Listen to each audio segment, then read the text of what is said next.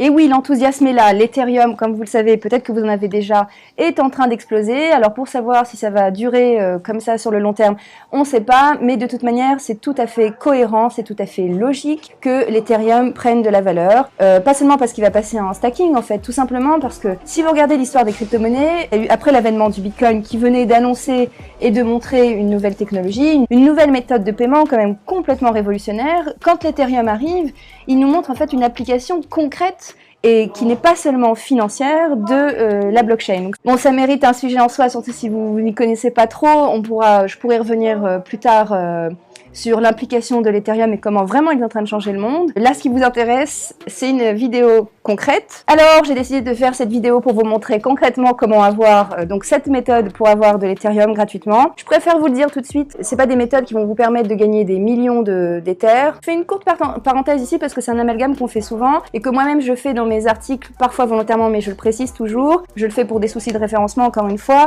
C'est que n'oubliez pas que l'Ether, c'est la crypto-monnaie de la blockchain Ethereum, de la même manière que Bitcoin avec un B minuscule et la crypto-monnaie de la blockchain Bitcoin avec un grand B. Mais souvent dans les paroles, on fait de l'amalgame, on dit gagner des Ethereum alors que c'est gagner des Ethers. Mais ça, c'est une petite formalité linguistique. Alors les méthodes que je vais vous montrer, elles varient selon votre budget, le temps que vous pouvez mettre. Mais la plupart du temps, c'est vrai que c'est pas comme ça que vous allez devenir millionnaire. La manière la plus simple de gagner des Bitcoins, ça reste quand même d'en acheter et d'attendre que le prix explose. Ça, c'est juste mon avis, c'est ce qu'on fait en général, surtout que l'Ethereum est assez accessible. Mais là, tout simplement, si vous n'avez pas d'argent, si vous n'avez pas un copec, mais que quand même vous voulez gagner des Ethereum, parce que vous vous dites que l'Ethereum va exploser dans les années prochaines, déjà je vous salue, et on passe tout de suite à la première méthode, c'est celle des faucets. Alors je mets tous les liens de toutes les méthodes sous la vidéo, certains sont affiliés, certains non. Et petite précision sur les faucets, je sais très bien que c'est super relou de faire ça, je me répète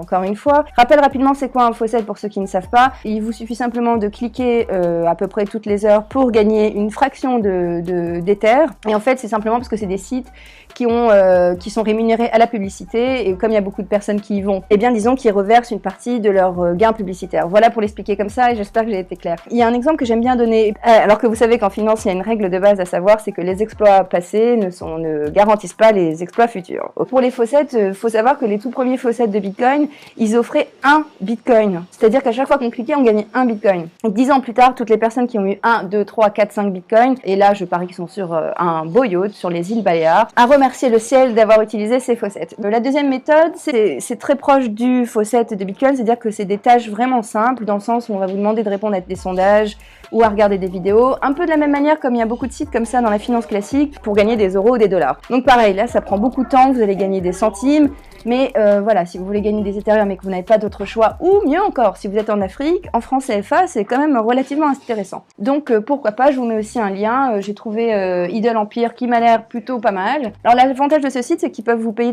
tout simplement en PayPal, en Ethereum bien sûr, directement sur votre compte Coinbase, ou sur Amazon, enfin ils ont pas mal de méthodes de paiement, donc c'est pour ça que je vous en parle, mais je vous rappelle qu'il faudra vraiment passer beaucoup de temps dessus pour gagner beaucoup. La troisième méthode pour gagner l'Ethereum, c'est celle que vous connaissez, celle qui n'est peut-être plus valable, c'est simplement de miner de l'Ethereum chez vous. De toutes les crypto-monnaies à miner, c'est peut-être l'une des plus faciles, ou c'est celle qui a rapporté le plus, je pense, à des mineurs. Moi-même, j'ai miné de l'Ethereum au début, mais encore une fois, le minage, de toute manière, ça tend à disparaître, parce que de toute manière, comme vous le savez, Ethereum change son consensus, et là, ils seront plus en Proof of Work, donc ils seront plus en minage, mais ils seront en Proof of Stake, le fameux staking avec l'Ethereum. N'achetez pas des cartes graphiques juste pour vous mettre à miner l'Ethereum maintenant. Je veux dire, si vous avez des cartes graphiques, profitez-en peut-être avant que ça finisse, ou surtout, ce qui est intéressant avec les cartes graphiques, c'est que de toute manière, même si vous minez plus de l'Ethereum, vous trouverez, donc il y a pas mal de sites pour ça, vous trouverez d'autres crypto-monnaies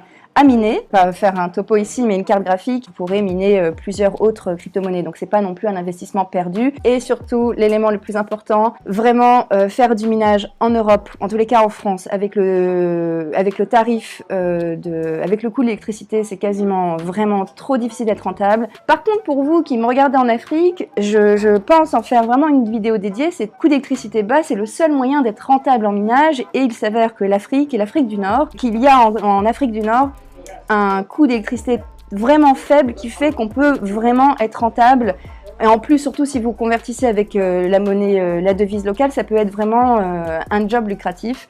Je le dis comme ça.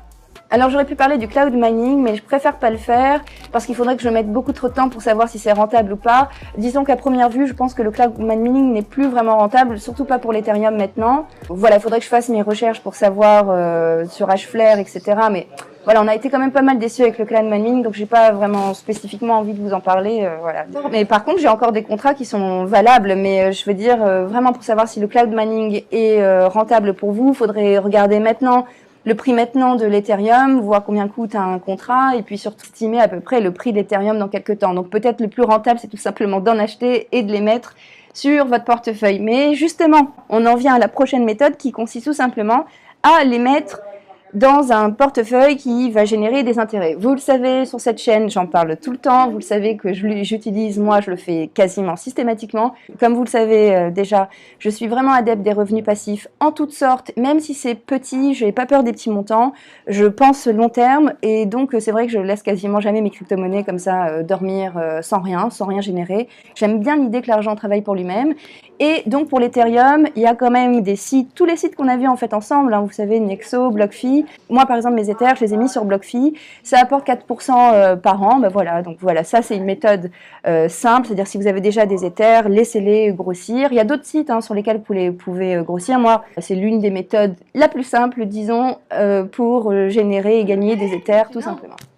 Petit disclaimer, je sais pas si vous entendez du bruit, bref c'était vraiment pas volontaire et j'ai installé tout le setup et tout, c'était trop tard. J'espère que vous entendez bien ma voix de cristal. Et là on va arriver à une autre méthode qui cette fois-ci est indirecte et vraiment je vous recommande si vraiment vous n'avez pas de pognon et que vous êtes dans le monde des crypto-monnaies et que quand même vous voulez gagner des Ethers et de l'argent en général. Il y a un système qu'on appelle airdrop, ça veut dire simplement parachutage en anglais. Et les systèmes d'airdrop, en fait, c'était pour lutter contre le fait qu'on puisse pas faire de la publicité sur Google et Facebook, etc.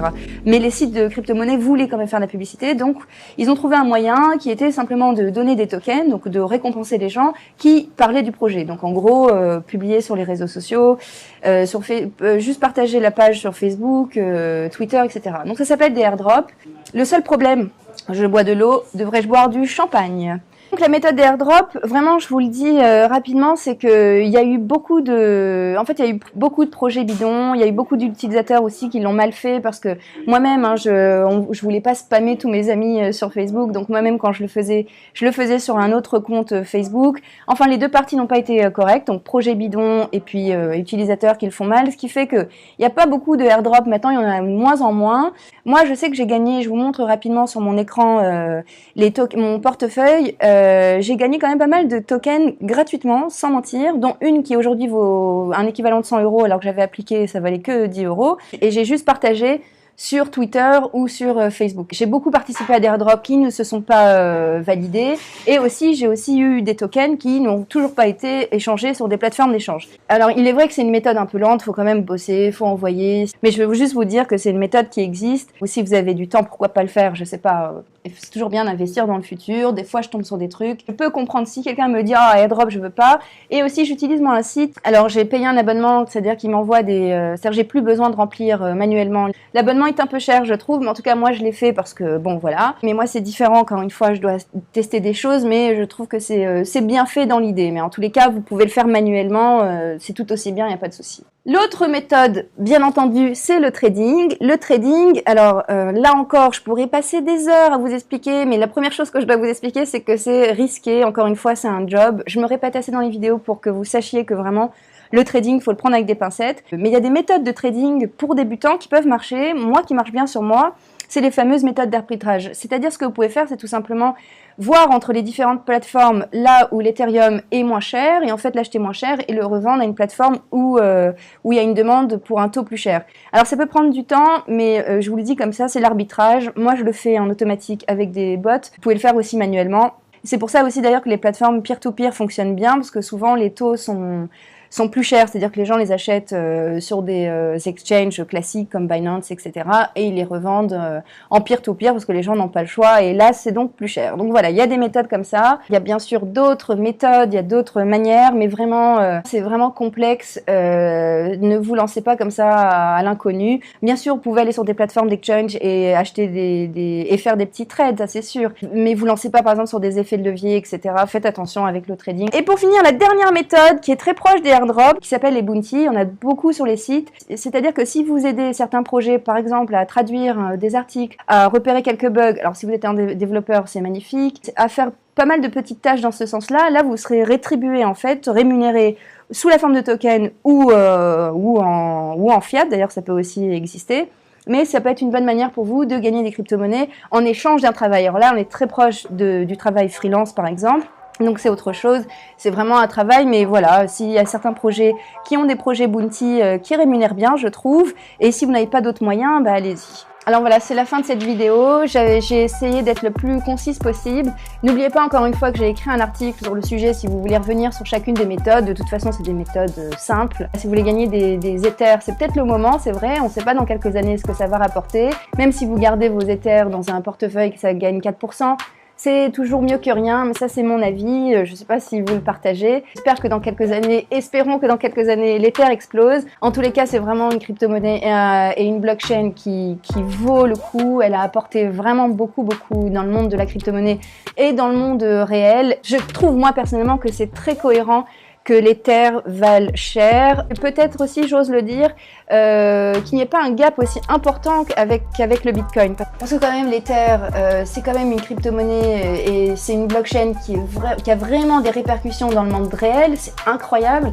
Et de la même manière qu'on dit que le Bitcoin a changé, ça c'est sûr, le monde de la monnaie, le monde du paiement, alors l'Ethereum, c'est celui vraiment qui a bousculé notre monde réel et c'est qu'un début. Les applications concrètes de la blockchain, souvent, elles s'appuient sur des smart contracts. Voilà. Il y aura de plus en plus de secteurs qui vont utiliser la blockchain. Et si vous avez des retours sur ces méthodes, n'hésitez pas. Et sinon, je vous dis à bientôt pour une prochaine vidéo. Et prenez soin de vous et gagnez beaucoup d'Ether, le plus d'Ether possible. Ciao!